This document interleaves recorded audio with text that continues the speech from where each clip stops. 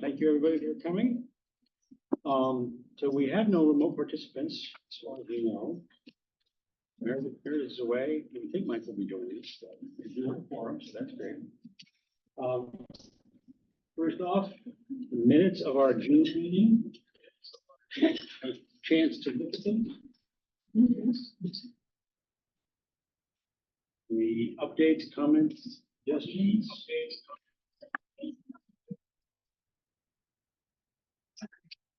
In case you don't hear the first time, hear it. If not, may I have a motion to accept the minutes as read? All those in favor?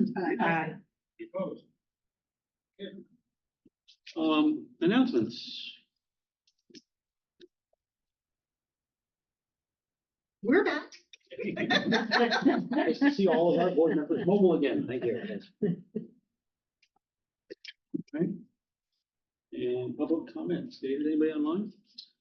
Only one person's online. It's a staff member. Megan, if you'd like to make a comment, you just raise your hand now.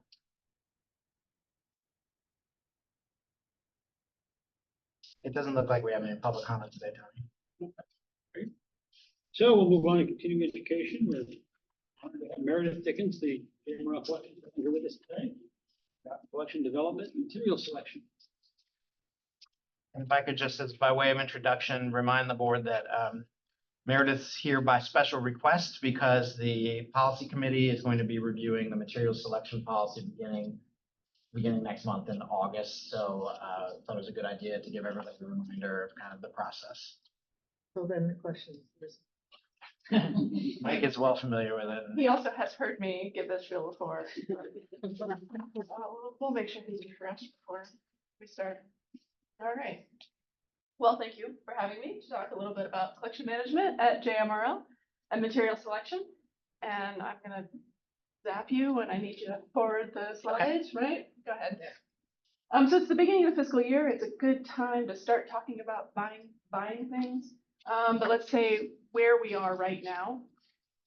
The JMRL physical collection has about 500,000 items in it. And we also have the robust digital collection, which is not just Overdrive, but given prevalence of use, Libby is a handy shorthand for the digital collection, the ebooks and the audiobooks. Collectively, those digital and physical materials went out 1.8 million times last fiscal year. And starting this year, our budget to maintain this collection and develop it starts with our state aid, as you know, which this year is $1.1 million. Throughout the year, we will accept gifts and grants to further develop the collection, but this is what we're starting with. How do we manage? This budget is administered by myself as collection manager and also the primary adult selector for the collection. Also Megan Smead, the children's services manager, regional children's services manager in charge of kids materials, and Heather Pennick, the young adult manager in charge of teen materials, and Catherine Bay as head of reference, administers the budget for reference materials. So how do we, and as a team, I refer to us as the regional selectors. So if I say the regional selectors, those folks. How do we decide how to spend our budget to maintain the collection? First, I want to acknowledge that purchasing books is just one part of collection management, which deals with the whole life cycle of library materials. And if you've seen me give this any month before, you've seen this little chart. I'm very happy about it. Because we don't just buy books, stick them on the shelves, and walk away. It's a continual dynamic process of evaluating what's on the shelves, how it's doing, is it serving our users' needs, does it need to be refreshed? And items in the collection have a useful lifespan where they have an active life and then they fall out of demand or out of relevance or out of condition. And every aspect of life cycle informs others. So that 490-some thousand items you saw on the last slide, about 10% of it was refreshed in the past year. We were able to add our technical services department catalog and process, added 43,000 new physical items in the last fiscal year to keep this collection refreshed. So some of the budget will be used to maintain the existing selection of titles. Books were gonna get worn out and replaced with fresh copies. Digital licenses will expire and need to be renewed. Demand will increase for specific titles we already have, and so more copies and more formats of those titles will be added. Older materials that we already know are useful will be replaced with newer editions of the same things. So older materials, and some of the titles will be, some of the budget will be used for new titles new to us. Out of the thousands of new books published every single month, how do we decide what to buy for the library? We can't buy them all. First is being aware of what's available. We get dozens of publishing industry newsletters sent to us every week, bestseller lists, new arrivals lists from our vendors. I read book reviews in professional library journals and mainstream media. We keep an eye on all every kind of media to see what are the books, titles, and authors people are talking about, and what are the topics people are talking about that they will want to find information about. All of those things we're keeping our fingers on the pulse of what people might want. In addition, we get input from all levels of staff. The conversations that our frontline staff have with the users in the library and over the phone are critical to the regional selectors' understanding of what. So they're encouraged to bubble that up to us to make sure that we're hearing what folks want. And in addition, we get input directly from users. So our suggest a purchase form got 3,500 just about suggestions received in the last fiscal year. We're able to say, yes, we can buy that book to about 85% of them and offer a direct alternative to another 7%. So most of them we can get. And so that's about an average of 300 a month. And that's not 300 different titles. There are multiple requests for certain titles, sometimes many people asking for the same book. And that's useful information too, because when more people are asking for the same book, we know we're going to need more copies and more formats of it. So a constant wave of titles is being suggested to the regional selectors. Given each title, how do we decide what's a reasonable purchase for JMRL? And these decisions are guided by the criteria laid out in the material selection policy 4.11, which is the policy that's up for review later this year. This policy allows the professional librarians in charge of selection to use our professional tools and knowledge to add the titles. And it delineates the principles upon which those selections are made. The criteria for evaluating a title include relevance to community interests and needs, authority and reputation of the source, format, availability, and the evaluations by professional reviewers. A couple other things. Those are big things. And this policy tells us that the library recognizes that not every book is for every reader, and it highlights the individual right of the reader to choose what's best for them, for their own needs from what's in the shelves. What that tells me as a selector is that I want to strive to have a variety of materials on the shelf so that everybody walking into the library can find something that fits their needs. In addition to the guidelines for selection, 4.11 also touches on other facets of that collection lifecycle, weeding, donations, and it also outlines another way we get input directly from the patrons, which is the request for reconsideration form and process. So that process allows folks to ask the library to reconsider decisions that the library made about what's already on the shelf. And this policy, as I said, is up for renewal. Along with policy 4.11 is the collection management plan. This is a document that outlines associated staff procedures, strategies, and protocols for maintaining that collection. Who's responsible for what factors are considered at every stage of that life cycle. And it's also similarly going to be reviewed and updated along with the when the policy is updated. I'm gonna step back for a minute and remember one of the key factors in evaluating titles was community needs and interests relevant to those. How do we know what that is? In addition to what I already mentioned about keeping fingers on the pulse, we're aware of what folks are talking about in the community. We're aware of what they're asking for, input from staff and direct from patrons. We also rely on the data from the existing JMRL collection and how it's currently being used. We let readers vote with their checkouts about what they want to see in the collection. So many of my most productive days start like this. and I'll go another one. Spreadsheets of circulation data, how the collection is working. Lots and lots of spreadsheets. Circulation data that helps us to decide how successful a specific part of the collection is when did this book last go out? How frequently do books like this go out? Once a year, 3 times a year? We can look at what percentage of this part of the collection is on the shelf. So how much is it actively being used, and or how much is it available for browsing? We want to find a good balance between those two things. When deciding where to spend our funds, other data that helps is low performance. We look at low circulation, purchase decisions that didn't quite meet needs or are no longer meeting needs. And we can redirect resources to other parts of the collection or other types of materials. And conversely, we're going to look at high circulation. I purposely made these numbers so you don't have to look at it. I'm happy to answer questions about individual numbers, but don't get too worried. It's just, there's a lot of reports. High circulating collections will see more wear and tear. They're going to see more damage and loss. They're also just more used. So we want to make sure and dedicate more resources toward those parts of the collection.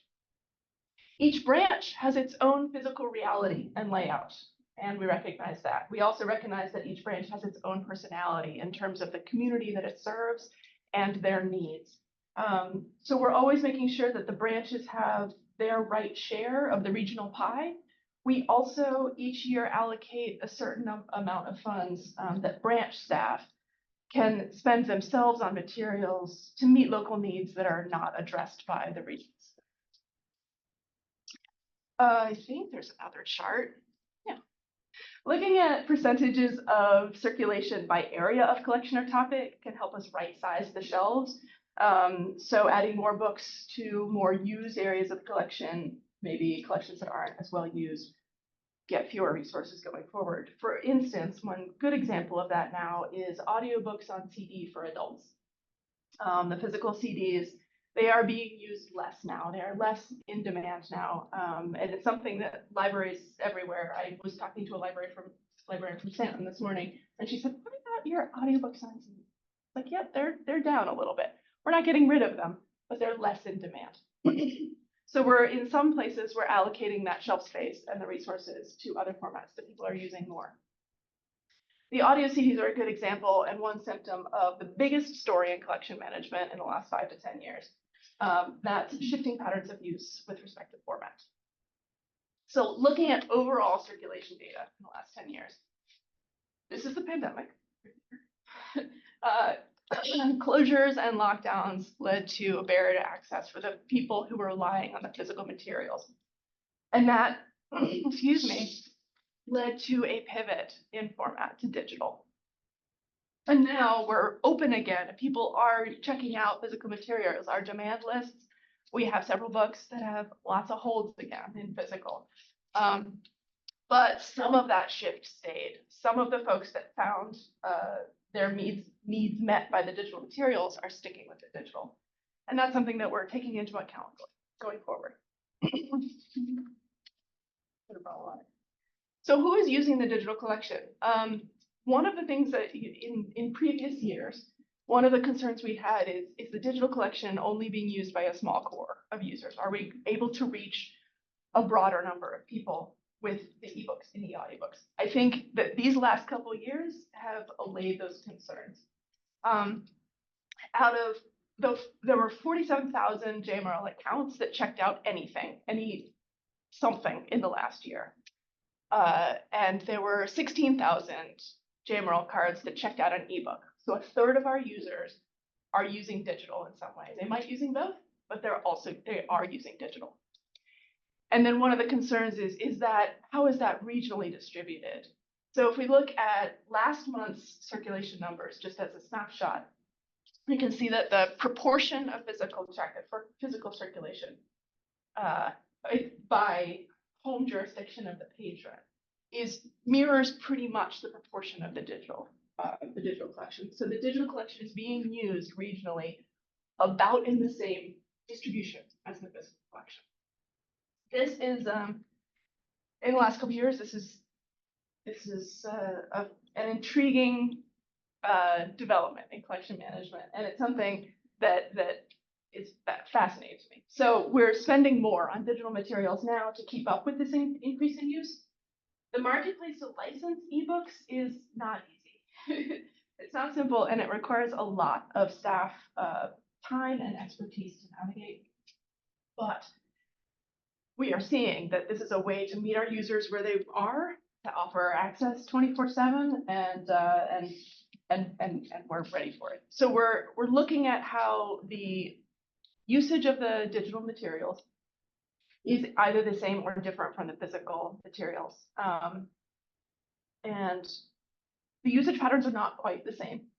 So we're taking a look at that going forward. And right now is a shift in developing the physical collection more consciously to mirror the breadth of what we have available in the physical collection, keeping in mind that what folks choose to use from the digital collection is slightly different from the physical. That is a whirlwind.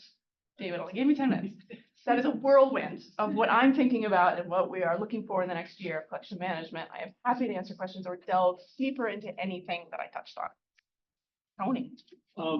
So you mentioned the amount of logistics involved in processing Libby, keeping the Libby collection up and so forth and so on. I think I've always assumed, oh, it's an electronic collection. You just go say, I want this one, I want this one, I want this one. But it sounds as though it's almost as labor intensive getting in the physical world, processing it, making sure it gets out to the branch. Is that an oversimplification?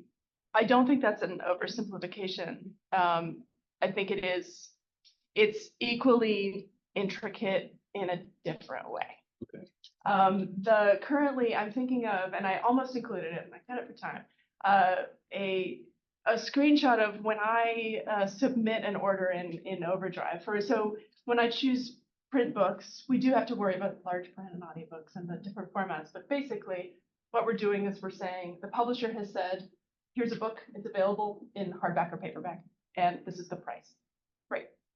We buy it, do whatever we want with it for as long as it lasts. In Overdrive, when I say, yes, I want this book in ebook, depending on the publisher, we get a different licensing model. Some of them will expire after a certain amount of time.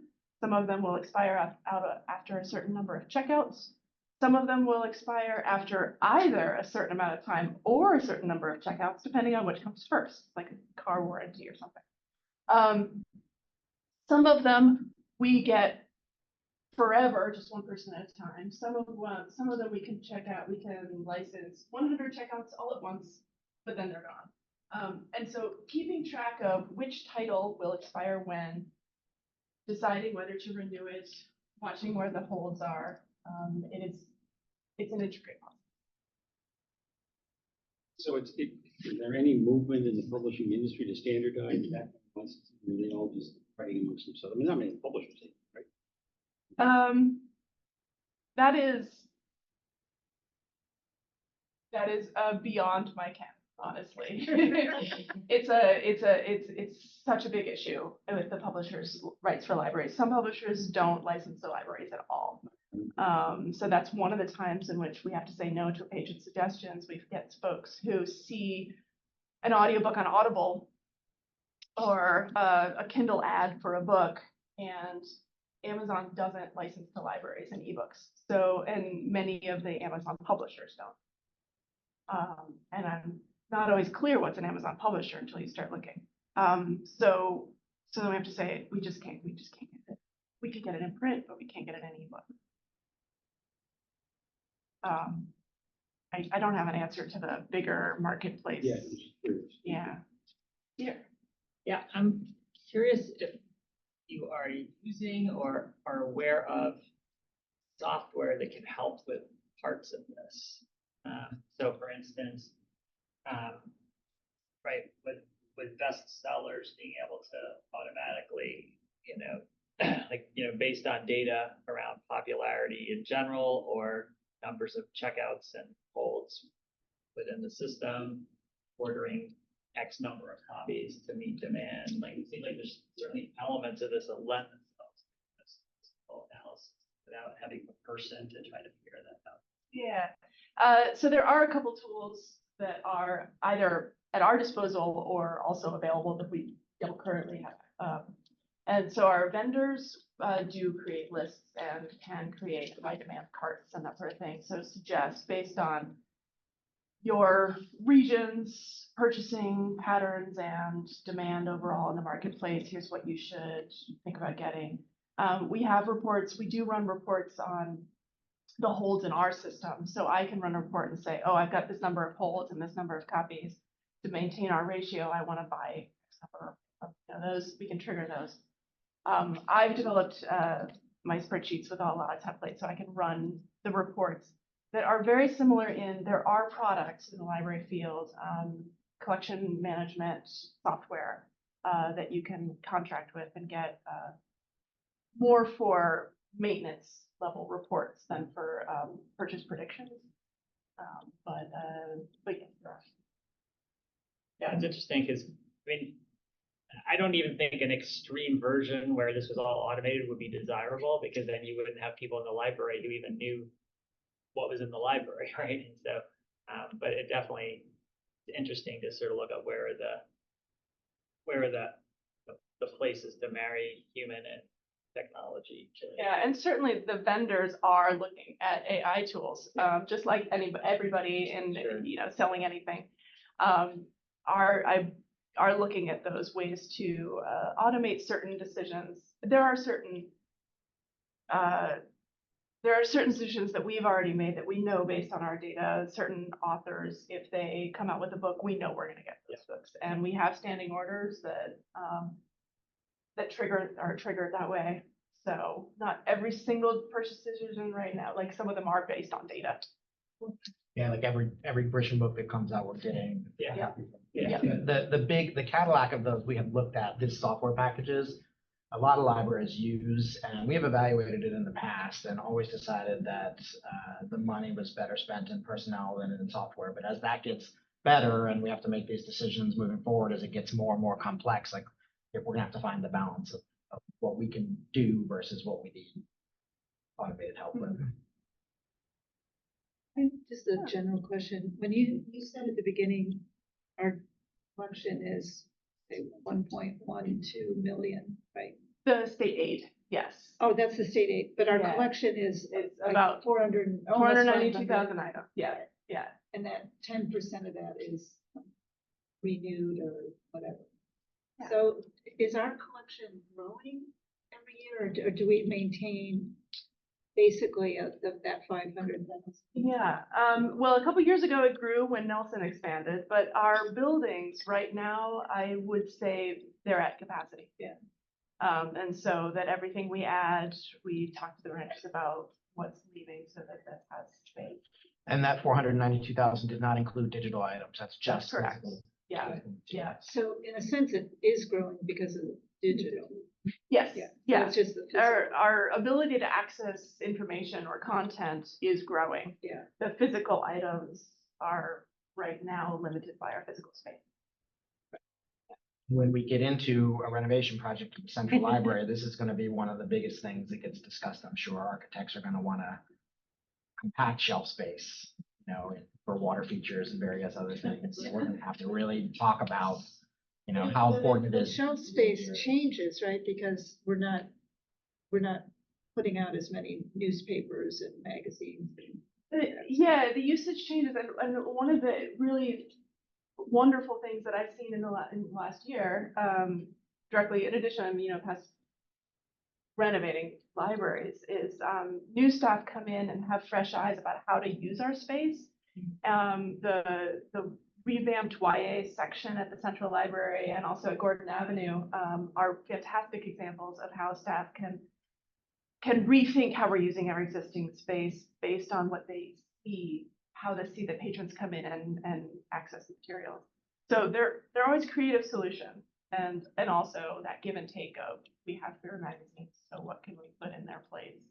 Yeah. So do we have things in stock? Okay. So Sounds so everything's nice. out.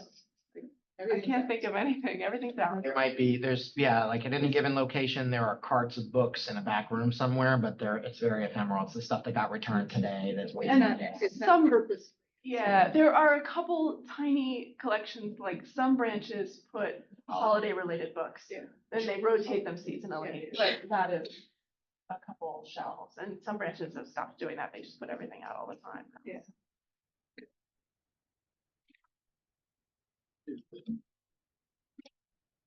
A bunch of questions. I'm just trying to figure out the right patterns to ask about. So we talk about having a diverse collection that represents many interests, and you touched on that. How do you think about proportionality? I mean, I think you touched on that a little bit in terms of identifying demand. But if there's a very small segment that's interested in one topic, do you have 2 books on that, or do you have, more?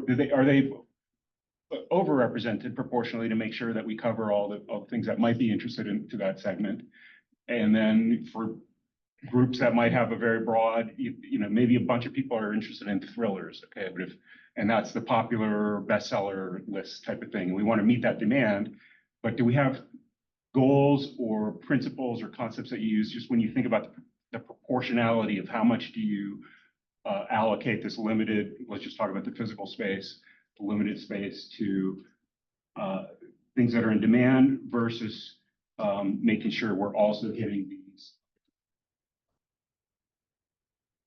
I'll use the word niche, but less in demand, but it's important from a breadth standpoint. So I guess depth versus breadth. Yeah, and that's absolutely a balance we seek to strike. One of the numbers that was quoted to me when I was learning in library school is 80% of your collection will be used by 20% of your collection will be used by 80% of the population, right? That kind of long tail thing. That is something we just have to keep in mind of making sure that we have as broad, but also as deep a collection, touching as many, but also serving where the use is. So I would expect that principle just from we both agree there's a balance between depth and breadth. Asking if you can take it as just a step further. I mean, do you have specific proportion targets for, hey, this is an audience? So let me try it a different way. When a publisher creates a book, they have a very good idea who the audience, their demographic audience for that book is, and that's going to drive what ads they buy. It's going to drive what artwork they put on the cover. There's a clear concept that there's different books have different audiences. And so those different audiences are represented in our community to different degrees. And so do you have a goal in terms of just the proportion of books that are of interest to various audiences and matching that up with our perception of how broadly those particular audiences are represented within our group? And do we try and match that up proportionately? Yeah. I could say we don't really have like a label of buckets of like, I've got to have X number of books for this bucket of people, because who knows what. You could slice and dice All buckets any different way. All I can say is that maintaining the balance comes from, like I said, our users are voting with their checkouts. So if I am faced with a purchase decision of a kind of book, I will look to see, has a similar book been useful to our community? Has it been active? And if so, then yes, we will get it. Or we will also look to see do we have anything in our collection about that topic? If there's demonstrated community need and we have nothing in our collection, we'll make sure and add it. So that's a great segue to my next question or topic. You talked about having your finger on the pulse, and you mentioned staff conversations with users as a way to understand this really important question: how do we know the needs of our community? What if there are segments of our community who have disengaged with the library? Because it's not just what's on the shelf, it's the messaging, which is something I also want to touch on in this.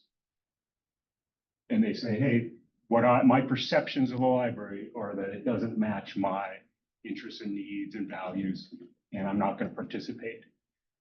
From what I've heard today, there's sort of a positive feedback loop for people who are using the library, get more usage and more emphasis, and people who might not be using the library for whatever reason, there's a negative feedback loop because they're not being represented in the data that you see. The conversations with the staff don't happen because they're not here conversing with the staff. How do you think about this possible, what I would call selection bias from a statistical standpoint?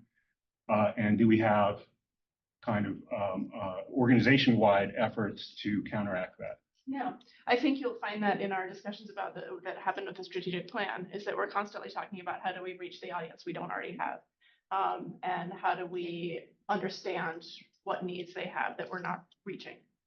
So it's not just a collection issue. I think that's a library issue at large. Yeah, agreed. Some of this, I think I would expect David to jump in, because these are kind of bigger Yeah. picture, but it intersects Yeah. with. Yeah. And from my perspective, all I can do is make it as open as and you know, the suggesting a purchase and giving input as open a process as possible, so that everyone is welcome to suggest, and we buy as many of the patron suggestions as we can. It was close to. Yeah, that's really important. So, yeah, I've it always was been impressed with above that. 90% say yes, or if we can't get this, try this. And Also, Yeah. you hit on the flattening of like the branches, having access to funds specifically for their usership, which includes the people that are not using the library but exist in their community, right? So, you know, whatever the branch might be serving, a rural area or whatnot, they're aware of what the needs are. Those topics that, like Meredith mentioned, the selectors going through what's in the zeitgeist, what's being talked about. That includes things from all different sorts of buckets, although, you know, you could argue about representation there, but certainly, like, if we're aware of the existence of a book that people want to read, then we're gonna buy it to the best of our abilities. You know, in terms of reaching, so think about foreign language collections being a good example of what you're talking about, right? So you might have folks that speak a certain language coming to the library, they come once, they don't find the materials. The library, if we become aware of that, then we will do our best to add materials in that collection. So how do we become aware of that? That's a bigger issue than selectors can do, although their input is valuable there. You know, it's having a pulse on the community, getting out there and doing outreach, making sure that we're as open and welcoming as possible to everybody. You know, in that specific example, we know that there are communities of different speakers of different languages coming in through the IRC, so being proactive about it, working with them to figure out who, you know, next year, where are people coming from, what languages are they going to speak, and sometimes there are languages that we can't get a lot of books. So that's just an example of what you're talking about, but it's immediately what came to my mind. And that plays exactly into this breadth versus depth, Right. because if it's a book in Urdu, that might be a small percentage of our community, but how, you know. Yeah, how but do it's you- really important to them. One of the charts that I put up was the, what I mentioned, low sorting items. And one of the charts I put up was what we call DOA items, items that were purchased for the library, but then never checked out. That represents a certain number, like, it's throwing spaghetti at the wall. There are times in selection decisions when we're not sure what the audience that I already see in the data is going to be, but the book is there and it seems compelling. So let's give it a try. And hopefully, if the people need it, the people who do need it will find it. That becomes then a public relations thing and an access thing. Teed up my next topic perfectly. So I pointed out before, and I think it just bears repeating every time. Everything you've talked about is what's on the shelf. And then the user experience is shaped by our messaging of many forms. It was very interesting to me. Some books on the top shelf or the lower shelf, they're in the library, but they're just more visible. Also, staff all the time make decisions about displays, themes, book lists, staff recommendations, newsletters.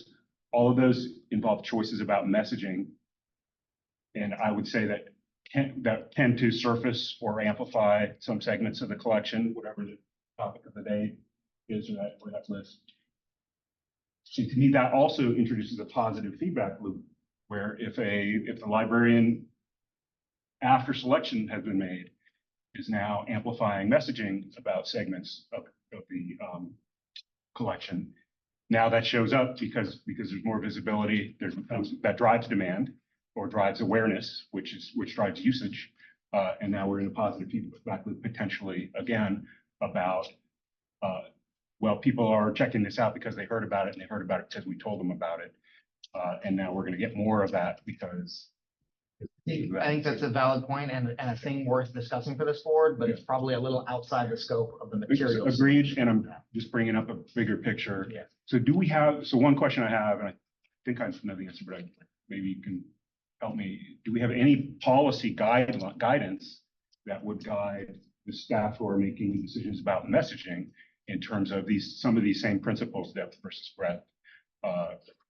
Making sure that we're reaching various communities, and not just with what's on the shelf, but in terms of what we're surfacing and amplifying with any policy in that direction. Not that I'm aware of. I think display would be the closest one, but that's Yeah. more patron facing. I know that when Meredith and I talk to staff about the collection, frequently we say to them, when you're choosing a book for display, the God's honest truth is 9 times out of 10 it's because it didn't fit in the shelf, Yeah. right? And so that's put it on top because physically there was no space for it.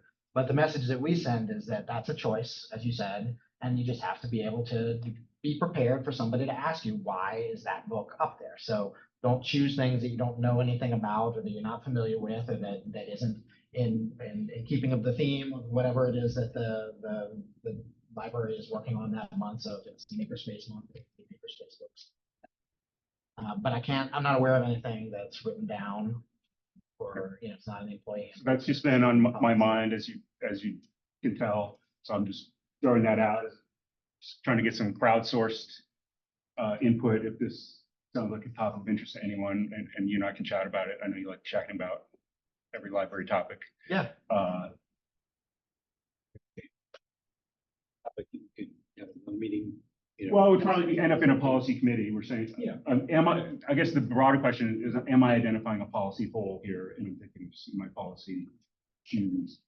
I mean, it How sounds would that like get it? more of a procedural thing, but if we could identify the policy that procedure would belong to, then the board could set some direction. Yeah, it would be a guideline level thing, Yeah. just like the collection So management. be thinking about where that would. Yeah, and what it might look like, and am I the only one concerned about this or not? So it's all right. Thank you very much. I just have one more. We've talked about partnerships that the library has with the schools being one of them. Schools being broadly defined, public, private, homeschool. Do you get input from? Do you work with the schools, or do school librarians recommend you buy certain things because their collections are even more? It's true. So my colleagues, the Megan Smead and Heather Pennick, as the young adult services manager and children's services manager, would be more in touch with the schools than I would be, but I do know that we maintain regular contact with them. Because that would be a good pulse in our community. Yeah, there have been a couple fantastic projects we've done with the schools.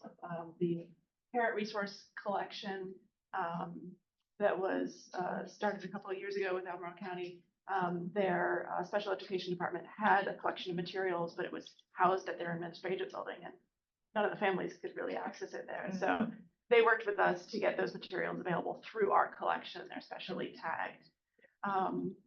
And we are working on getting our Overdrive collection, there a greater access to our ebooks.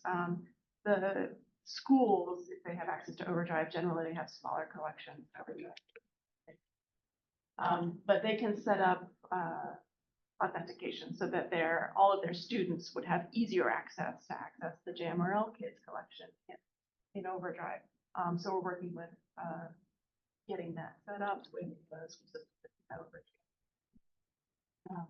And yeah, it's Another one that comes to mind is summer reading lists, where we try to be proactive about making sure that the books that in all 5 jurisdictions that the kids are going to be required to read are going to be available in the library so they can get them.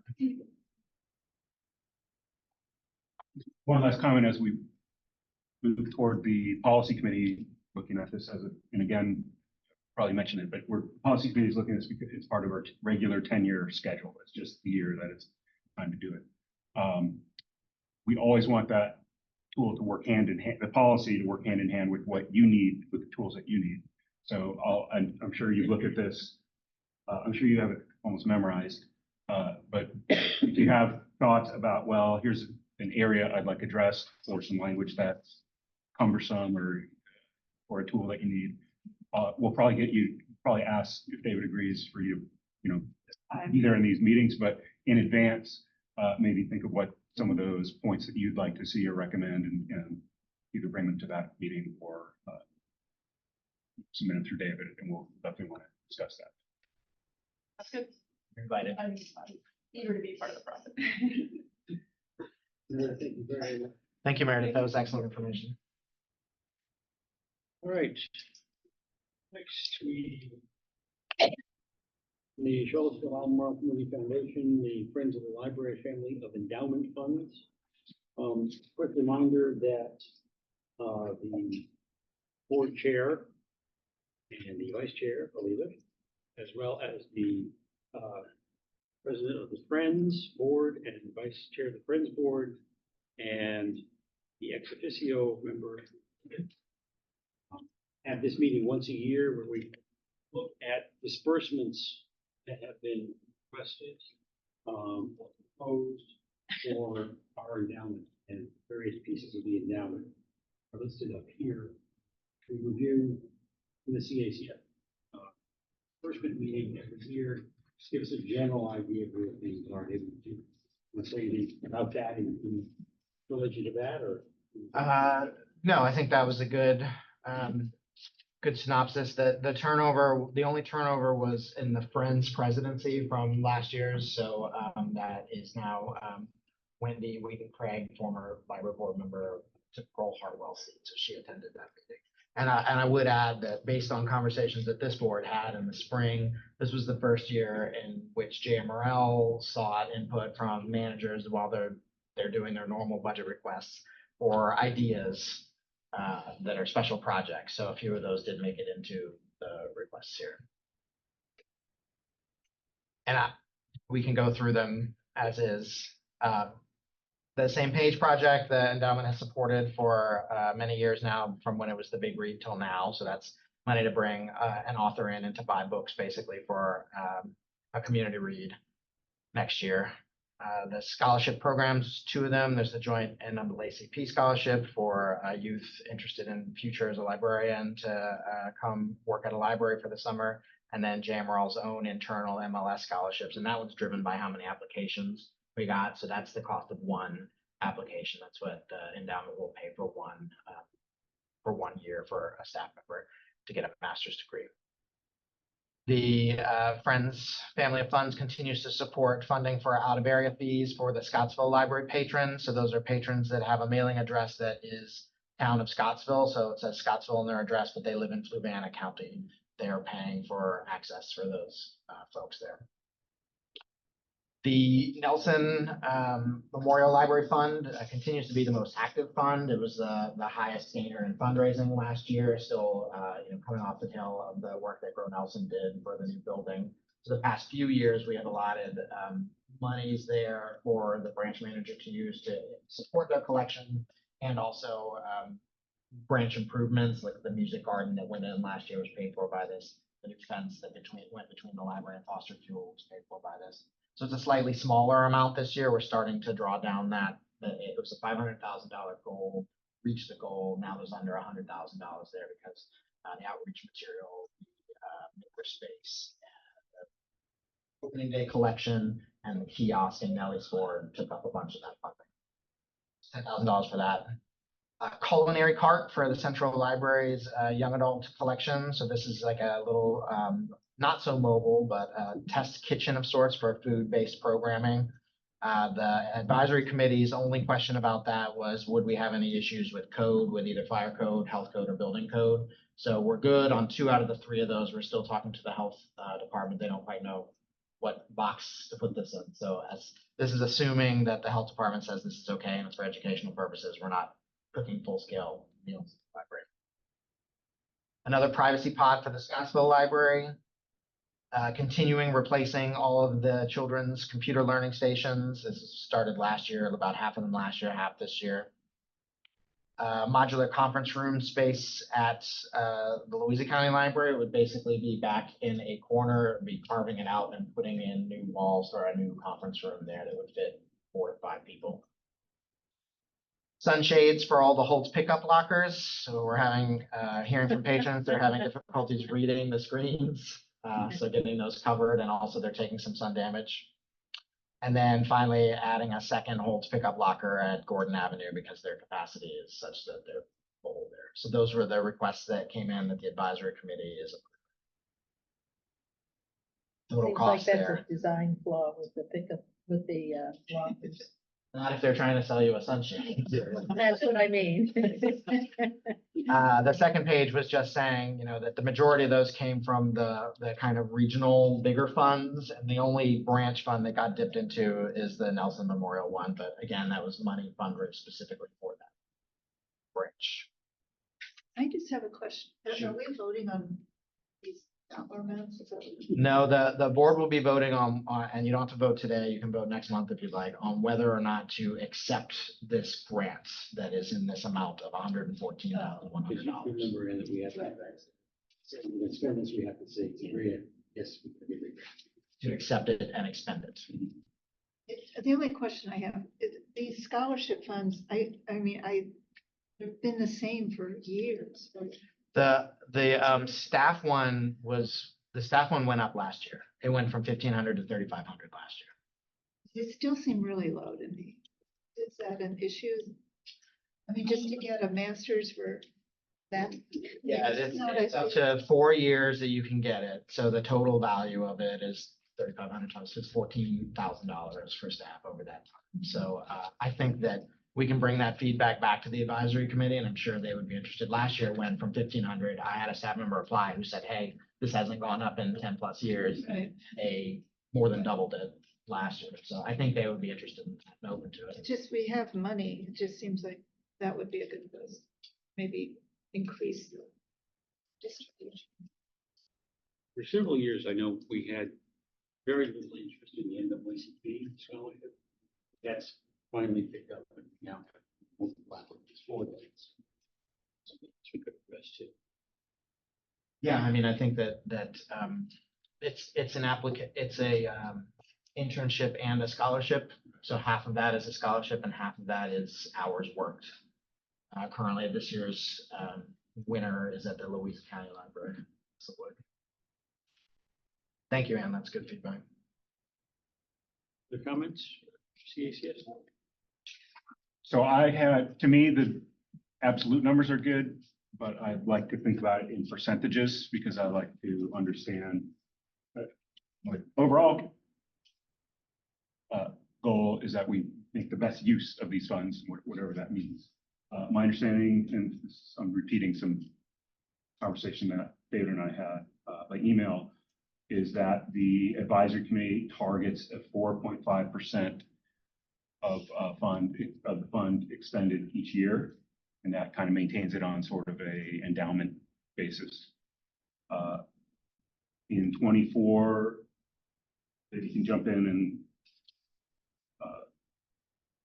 provide any background for this, with it disbursements were 8.2%, but that included a sort of a one-time capital item. And then in 24, it's 3.25 is what you told me. The list of absolute numbers add up to 3.25 versus a 4.5 target, which is certainly in the ballpark. So just this sanity check that I wanted to make in terms of overall rate of inflow and outflow, that's useful for me to think of in percentage and in the public. The 8% last year was the kiosk for Nelson. So, and again, that was money that was raised by Grow Nelson Library with the intention that they were going to spend it on the renovated Nelson County Library. So it wasn't intended to be a long-term endowment thing, similar to when we Yeah. start a central library, we're really start fundraising for it. There's no intention that that money is going to sit there for years. It's going to be spent. So if the board asked me to go back and look at expenditures, you would see that Nelson since 2020 has been way outpacing 4.5% of this. So the only other thing I would add is to keep in mind that the goal moving forward is to use these funds for capital projects as well.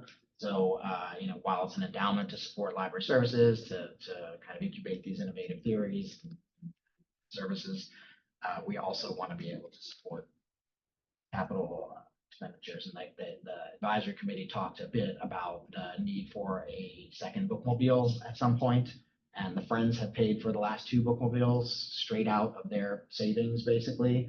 But ideally, this is where that would come from moving forward. So that would be another year where we outpace that 4.5%. And the growth rate of CACF in the past year, most funds has been better than average.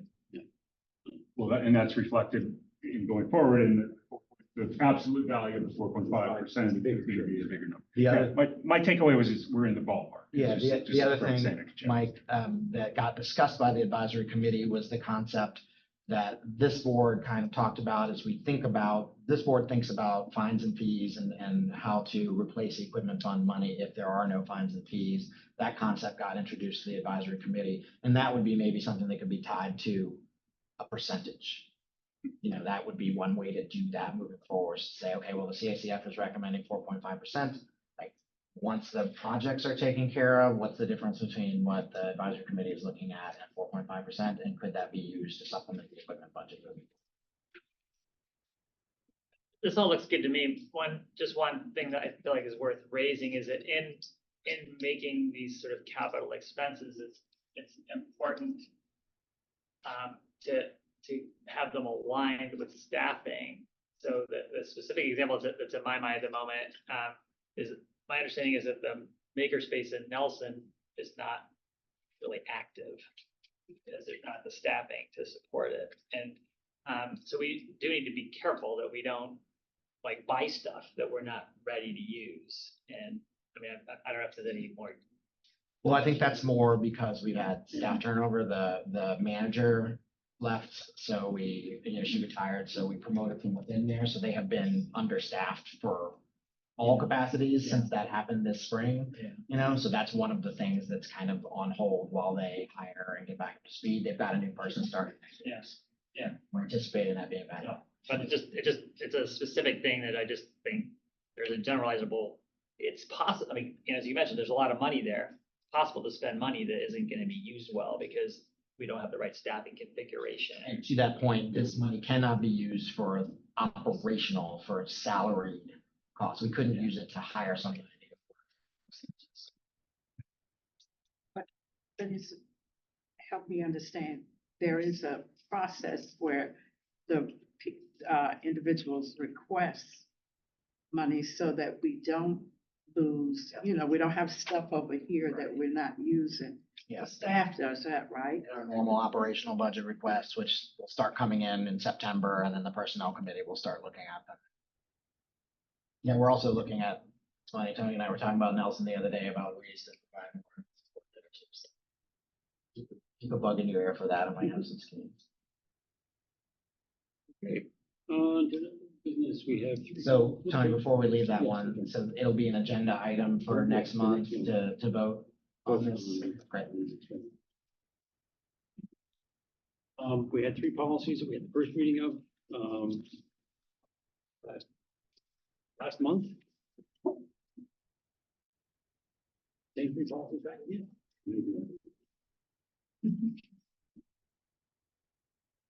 I think the only thing that was left hanging, Mike, from last board meeting was some language that was in the emergency closings. So we can kind of do a perfunctory review of the other two, but that was something that was still, the board was still thinking. We added highlighted here, the library staff. That was there. The question was whether or not to cut it. Okay, got it. Thank you. So we'll look at that. We'll go in order maybe, Okay, let's go on over. There you go. and then we'll look at it in a second. So I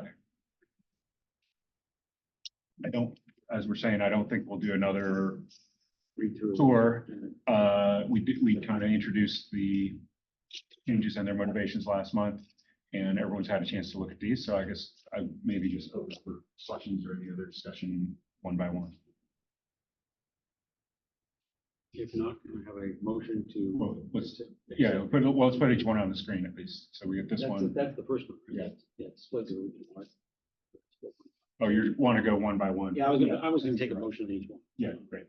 So all those in favor of revising policy 4.52 displays of original art as shown on the screen in your notes. Say aye. Any opposed? Need somebody make a motion for that? I made a motion. The chair apparently can make a motion, apparently. That's my motion for the year, folks. You're not very welcome.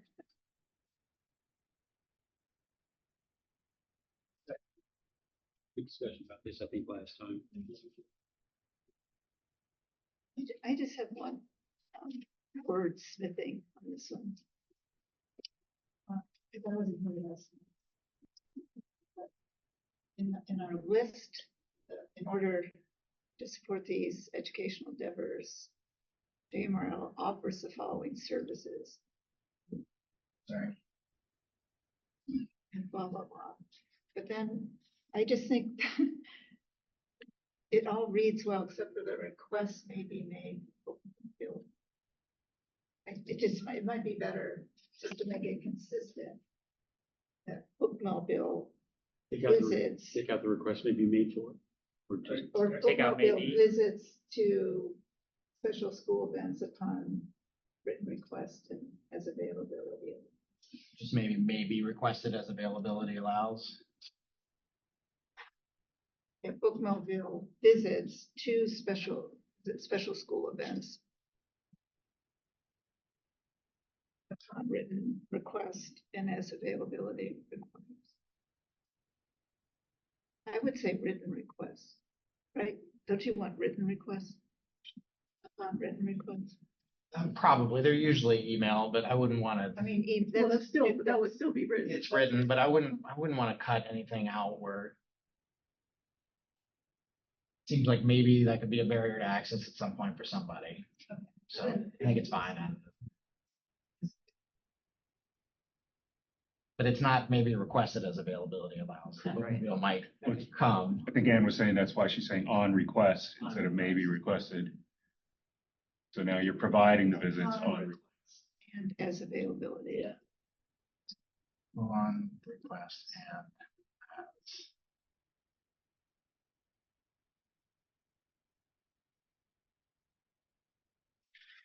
everybody okay with that? Special school events upon request. We have a motion to accept it. I move that 4.54 be accepted. All those in favor? Aye. Those opposed? All right, last up is a look at the closing, and we have some discussion about partnering in yellow.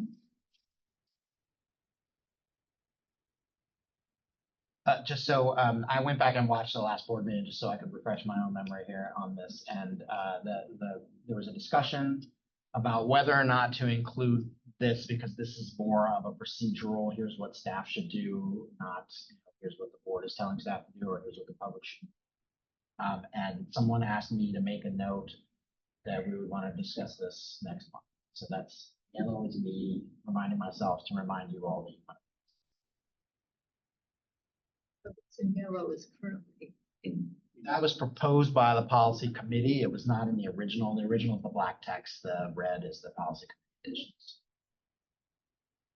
And the policy committee had the same discussion Yeah, same. basically. Right? It's just, do you want to have a little hint to the public that we do have plans for other emergencies and they exist, just sort of let people know about it? Or is that outside the scope and we don't need And there is a separate emergencies policy.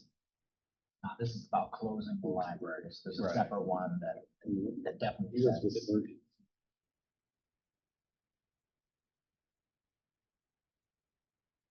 Saying we don't need those last two. That's a discussion. Don't need 'em. Leave it as one. But we need them, but we need the staff to know. Yeah, we don't need the public. it. Or we need them in the emergencies policy and not in the closing policy. Yeah. So I think the general consensus is to take it out. So is that a vote?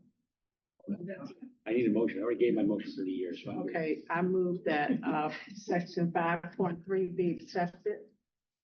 With- Yeah, that's the one where the yellow. As amended. As amendment, as amendment. All those in favor? Aye. Any opposed? All right. He's trying to get all of hers in. Yeah.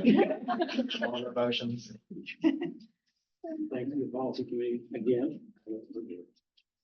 Okay, on to new business, the Friends fiscal year 25 JMRL support. Also in your handouts. So this is just mostly an FYI because the board this past year has gotten CPs on Friends funding, CFCF funding. And I think in a goal to have the board the most holistically engaged with what sources of funding there are. Annually, JMRL makes a request of the Friends for support for library programming. Each manager gets a chance to weigh in for these discretionary funds under the 512 there, and then for whatever areas that they might have some authority or expertise over. So the Friends add this as part of their annual budget, the support that they're going to give to JMRL. And they voted in June to accept this. So this is to let the board know, here's what the Friends are going to pay for next year. Here's how it changed from the fiscal year 24 to fiscal year 25.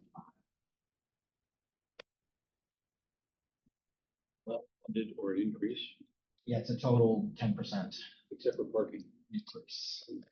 Yeah, I'm just curious what the rationale on the part. It's been less used. That's actuals, basically. Gotcha. And in fact, I wonder why. the Friends, they increased the support from, right now, everybody gets 1 free hour in both garages downtown. The Friends were paying for the 2nd free hour. Now they're also paying for a 3rd free hour because there was money here that was not being spent. So that's been appreciated. Library program, so you can get up to 3 free hours of parking to Central Library. Any feel for why the demand is down? I think parking, well, let's say COVID, so if we're looking at like a bunch of years of numbers, like those were down. And then parking enforcement was not up to speed for a few years, and there was plenty of On the street. available parking, whether or not it was within the bounds of what the city was looking for. I wouldn't be surprised to see that have to go back up. And now we also have new bicycle lane. Yeah, there's, in fact, the city is looking at adding new bike, parking in front of the park there because there's so many people riding the electronic bikes downtown. There's not enough parking for them. Nice bridge. Other questions about the Friends support? Which we are very, very grateful. So no board action on this. All right, next item up is the trustee committee assignments. And I hope that everybody who was assigned to a committee at least got to say, yeah, I'd like to do that. This should not be a surprise to you. So there were some changes here. Peter was the chair of the technology committee, Martha. The budget finance committee stays the same. 5-year plan committee, again, probably will not be, having done the lion's share of the work in the past year or two, meet quite as much as they have. Policy committee, Oh, see, on the 5-year plan, we still got Susan here. And Joel. Oh, thank you. And Prohl, and then also Ginny in the policy one I noticed too. So this is just the staff ones I didn't pay as much attention to when I put this together for Tony. I was just worried about the board members, but yeah. and I did my usual thorough. Susan is no longer on the 5-year plan committee, and Ginny is no longer on the policy committee, both retired. Mike has agreed again to be chair of the policy committee. I didn't officially ask Mike. I see him nodding over there. I'm happy to do it, but I'll make my yearly comment that if someone wants to rotate through and is interested, very happy to share the fun. Oh, go on and stay. Special thanks to Brandy for stepping in on the personnel committee Right. to Thank you. take Kathy's place there. Other questions or comments other than share the wealth? Okay. Great. Do that's just the point, we don't need a vote on. Per the bylaws, this is the president's prerogative, and you're just being a nice guy to let everybody know. Their committee. You're gonna sign it. All right, on to the library director. I just have a few end of the fiscal year stats. The first group I got from Maddie Smith in Tech Services. I think they dovetail nicely with Meredith's information at the beginning there. So these are fiscal year 24, which just ended at the end of June. Stats from Tech Services. The average number of titles cataloged per month, 852. So that's not individual items looked at, it's the title, there might be 10 copies of it, but that's the title. Total number of titles cataloged in 22-23 is 10,235. Average number of items added into the system per month, 2,708. And the total number of items added into the system in 22-23 was like 40, that one I didn't write down, 42,000. Some more stats through last Friday, JMRL had logged over 29,000 books read for summer reading, which is a pretty good number. Some of the kids are already going back to school and some of the outlying jurisdictions a week after next, and then Sydney will be shortly after that. So we're still doing summer reading, but it starts to tail off at this point. Over 1,800 people attended summer reading kickoffs, and for the first time, the Bookmobile was able to visit every single kickoff, including 2 in a day more than once, which was kind of a magic trick that Meredith pulled off. Central was designated a cooling center once again this summer, and it was needed. The city of Charlottesville provided excellent exterior signage with a moving arrow for how hot it is and how dangerous that might be. So thank you for Krista for working with city staff on that. Unfortunately, the excessive heat this summer has also brought multiple HVAC issues at Crozet and Northside, both of which at Crozet especially, there was only partial air available for several days. So special thanks to Albemarle County for working quickly and diligently to solve both those issues. But as this building, we're in Northside right now, and Crozet are 10 years old, we're starting to see that 10 years is no longer brand new. And that was a lot to ask in the HVAC system. Last stats, JMRL's business manager, Jerry Carchidi, is on extended leave until after Labor Day, so I wanted to publicly thank Kayla Payne, Brittany Eversberg, and Krista Farrell for picking up Jerry's duties during his absence. This includes considerable cross-training and really great documentation from Jerry before he left. Jerry is completing his AT hike in New England, which reported that as of last Thursday, he had hiked 9 miles a day for a total of 144 miles, 32.5% complete, and 47,000 foot elevation gain. So where is he now? He is in the White Mountains. He's in New Hampshire. So we'll never hear from him again. He's great about keeping up to date. He called last week to make sure we didn't need anything. We've been keeping, trying to follow. He started in the first week of July. Is that right? Right? Yeah. Oh, he's just doing the New England. Yeah. He's not doing the whole thing, but he's finishing his own personal. That's all I have to report. Other matters, things we forgot to discuss, things we need to discuss.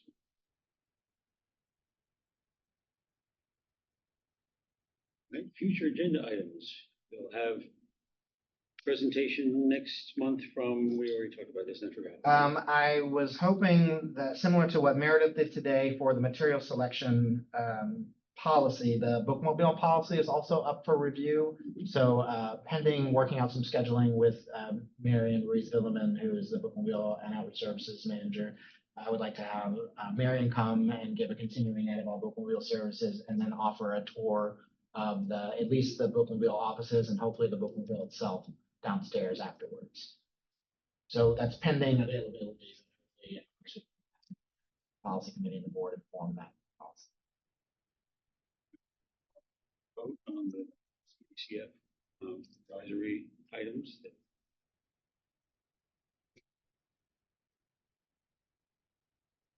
Policy committee report. Policy committee will be meeting. Any other committees meeting over the summer? Then they're scheduled. It would be Kathy Johnson Harris's last committee meeting, last meeting after 8 years of service.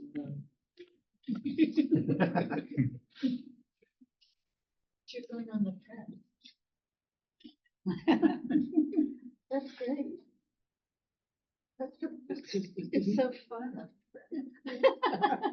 I mean, not Right, just. Kathy, just console. Any other agenda items? Great. May I have a motion to adjourn? I so moved that we get adjourned. All those in favor? Aye. Any opposed? We're adjourned. Thank you, everybody.